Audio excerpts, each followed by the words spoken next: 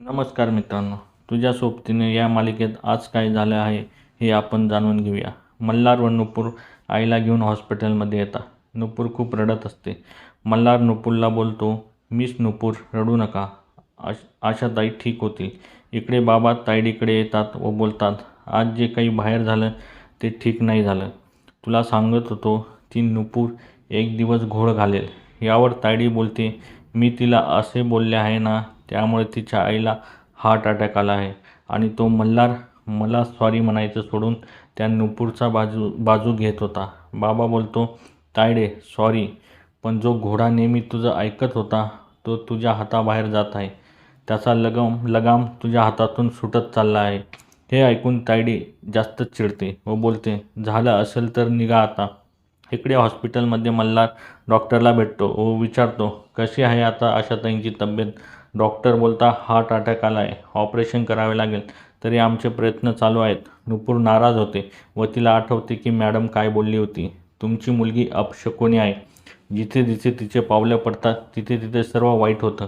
आशाताईचे बोलणे पण तिला आठवते. खरं तर मी पण तिची न झालेली सासू, नुपूर माझी न झालेली सून, पण तिने मला आईचा हक्क कधी दिला हे समजलंच नाही.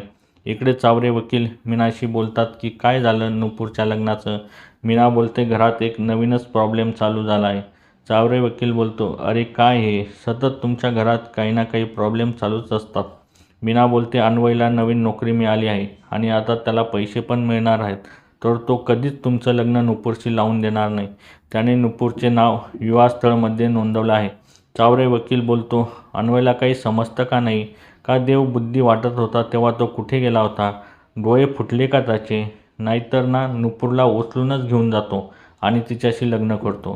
नाहीतर कोणती म्हातारी, आशाताई, तिचा जीव त्या म्हातारीत अडकला आहे ना, तिलाच गायब करतो मी. नुपूरसाठी काही करू शकतो मी. बहुतेक ते करण्याची वेळ आली आहे आता. मीना चावरे वकिलांचं हे ऐकून घाबरते. इकडे हॉस्पिटलमध्ये असिस्टंट फॉर्म घेऊन येते व बोलते, यावर नातेवाईकाची सही लागेल. नुपूर बोलते, काढा त्यासाठी, मी नाही देऊ शकत त्याच्यावर साईन. ती बोलते, ऑपरेशन करतेवेळी पेशंटला काही झालं तर त्याला डॉक्टर व हॉस्पिटल जबाबदार राहणार नाही.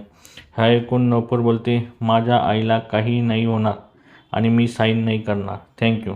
त्या फॉर्मवर मल्हार साईन करण्यासाठी घेतो. इकडे नुपूरला आईची आठवण येते. आईला ती बोलते, या कव्हरमुळे मला 10 डबे जास्त मिळतील. तिच्या हाताला चटका बसतो तेव्हा आशाताई जवळ येऊन बोलतात, लक्ष कुठं आहे नुपूर तुझं. मल्हारला पण आशाताईचे बोलणे आठवत असते. मल्हार बोलतो, मिस नुपूर, मी तुमच्या भावना समजू शकतो. आई आहे तुमची. नुपूर बोलते, ती आईपेक्षा पण जास्त आहे, पार्टनर आहे, सोबती आहे ती माझी. वेदांत गेल्यापासून तिनेच माझी काळजी घेतली आहे आणि तिला भेटल्यापासून ती माझी मैत्रीण झाली आहे. मला एकदा पण वाटलं नाही की ती माझी आई नाही तर वेदांतची आई आहे असं. हे ऐकून मात्र मल्हार अचंबित होतो. कुणालाच कळणार नाही की ती माझी आई नाही आहे, ती माझी होणारी सासू आई. माझी आई लहानपणीच गेली असे नुपूर मल्हारला सांगते. लहानपणापासूनच मला आईची जाणीव वाटायची, पण ही माझ्या आयुष्यात आल्यापासून मला कधी वाटलंच नाही की माझी आई कुठे गेली आहे. वेदांत गेल्यापासून तिला विसरण्याचा आजार झाला. बरंच काही विसरते ती, नाव, पत्ता, पण ती आजपर्यंत मला काही विसरली नाही.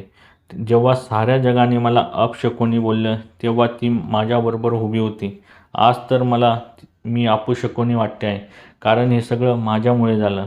मल्हार बोलतो, मिस नुपूर, असं काही बोलू नका, कारण त्यांना त्यांच्या मुलीला कोणी असं बोललेलं चाललं असतं का. सही करावी लागेल, त्याशिवाय ऑपरेशन नाही सुरू होणार. नुपूर सही करते. मल्हार फॉर्म घेऊन रिसेप्शनिस्टला देतो. ती पेमेंट मागते. मल्हार बोलतो, मी देतो. इकडे मीना बोलते, अन्वय कुठे चालला तू. अन्वय बोलतो, आईंना हार्ट अटॅक आला आहे, तिथे चाललो आहे मी.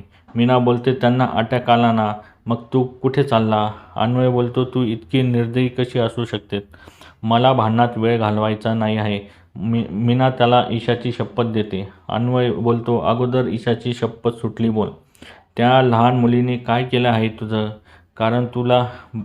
मीना बोलते, कारण तुला बायको मेली काय आणि जगली काय काही फरक पडत नाही म्हणून. अन्वय बोलतो, एक दिवस तुला हे सगळं भोगावं लागेल. असं म्हणून तो घरात परत जातो. इकडे तायडी इव्हेंटच्या ठिकाणी बसलेली असते आणि जे आज घडलं ते सर्व तिला आठवत असते. पाटील साहेबांचे डील, नुपूरचं बोलणं आणि पाटील साहेबांची धमकी. बाबा बोलतात, तायडे आपण आता घरी जायचं का? इथं बसून काय करायचं? कारण आता सर्व गेले आहेत. आपण पण जाऊया. तितक्यात बाबांचा फोन येतो. तायडी बोलते, कोणाचा आहे? बाबा घाबरतात. बोलतो, बिल्डरचा आहे. मी बघतो, तू काळजी नको करू. बाबा फोन उचलतात. तिकडून बिल्डर बोलतो, बाकीचे पैसे कधी देणार? बाबा बोलतात, देतो ना या महिन्यात. बिल्डर बोलतो, नाही चालणार, मी दुसऱ्याला जागा देतो नाही तर. बाबा बोलतो, काय दुसऱ्याला देतो? लगेच तायडी फोन घेते व बोलते, काय माझी जागा दुसऱ्याला देणार? हात लावून दाखवून. तो प्लॉट माझा आहे आणि माझाच राहणार असं म्हणून ती फोन फेकते.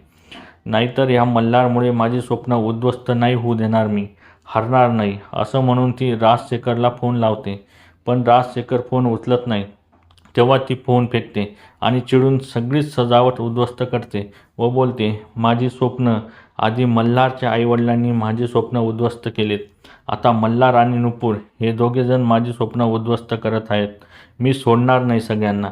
मी शपथ घेते. त्या दोघांचं प्रेम मोतू चाललं आहे ना, मग मी प्रेमानेच त्यांचा गळा कापेल, पण त्यांना एकत्र येऊ देणार नाही. त्यांची पण अवस्था मी अशीच करणार. माझ्या अश्रूंची किंमत तुम्हाला मोजावी लागणार आणि त्याची सुरुवात नुपूर तुझ्यापासून होणार. इकडे हॉस्पिटलमध्ये मल्हार बोलतो, मिस नुपूर, नका काळजी करू, आई बऱ्या होतील. नुपूरला डॉक्टरचे बोलणं आठवत असतं. इकडे अन्वय बोलतो, आता मी हॉस्पिटलमध्ये असायला पाहिजे होतो. नुपूर काय विचार करत असेल? मला नुपूरला फोन करायला हवा. दरवेळेस मीनामध्ये येते असं बोलून तो नुपूरला फोन लावतो. नुपूर फोन उचलते व बोलते, दादा मला आईची खूप काळजी वाटत आहे. मला तिला अजूनपर्यंत भेटू दिले नाही आहे असं बोलून ती फोन बाजूला ठेवते. मल्हार फोन घेतो तेव्हा अन्वय बोलतो, बरं झालं तुम्ही तिथं आहात म्हणून आम्हाला काळजी नाही. आता आईची तब्येत कशी आहे? मल्हार बोलतो, आता काही सांगता येणार नाही. ऑपरेशन चालू आहे. आता आपण देवाला फक्त प्रार्थना करू शकतो. अन्वय बोलतो, मी लवकर येतो तिकडे.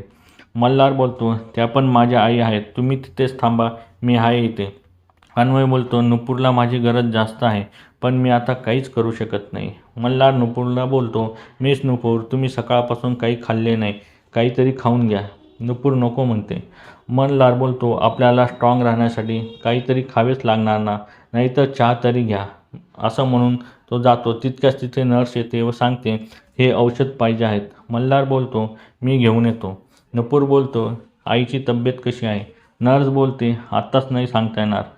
अन्वयचं बोलणं तिला आठवतं की देवी आईचं मंदिर खूप जागृत आहे आणि तिथं सगळ्या इच्छा पूर्ण होतात.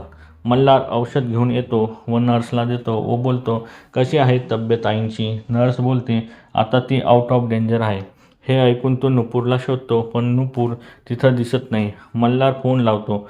नुपूर फोन उचलत नाही. तो रिसेप्शनिस्टला विचारतो. नंतर अन्वयला फोन लावून विचारतो. तेव्हा अन्वय बोलतो, ती घरी नाही आली. मी निघालोच आहे तिकडे. बहुतेक ती इच्छापूर्ती देवीच्या मंदिरात गेली असेल. तिची खूप श्रद्धा आहे देवीवर. मल्हार पण फोन ठेवून तिकडे जायला निघतो. इकडे नुपूर मंदिरात बसलेली असते. देवीची आरती चालू असते. तिला मागचं सर्व घटनाक्रम आठवत असतो. आईला हार्ट अटॅक कसा झाला, डॉक्टर काय बोललेत, हे सर्व आठवून ती बेचैन झालेली असते. आणि इथेच हा एपिसोड संपतो. या मालिकेचा फुल एपिसोड रोज रात्री स्टार प्रवाह या चॅनलवर बघायला विसरू नका. आणि अशाच नवीन अपडेट्ससाठी आमच्या चॅनलला लाईक, शेअर आणि सबस्क्राईब करायला विसरू नका. तोपर्यंत धन्यवाद मित्रांनो.